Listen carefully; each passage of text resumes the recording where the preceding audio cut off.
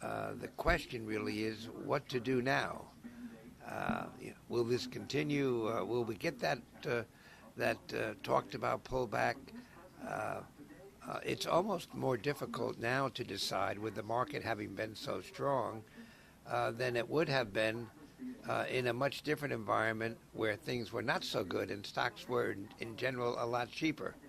And the reason for that is simple, that nobody wants to kind of be the last one in, if you will.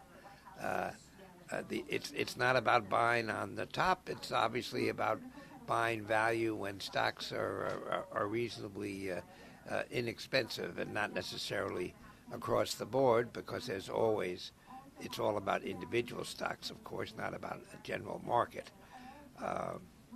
So this is the frustration here, is that many people are watching the market. They feel to a certain degree like perhaps they've missed the boat, and they want to, they seem to want to get involved and assume more risk and potential risk by investing. But of course, on the other hand, you don't want to be stupid and feel like you're sort of coming to dessert when we've already missed the appetizer and the main course. And so the higher the market goes, the more of a dilemma actually this becomes.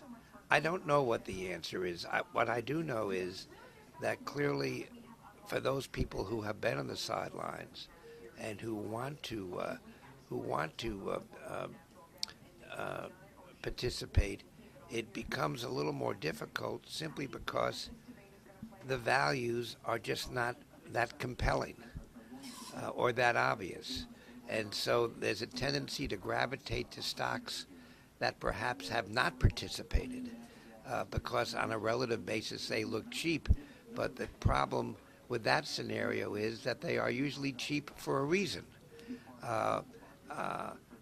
Sometimes, yes, they just certain stocks, certain companies get overlooked as the rising tide floats a lot of ships.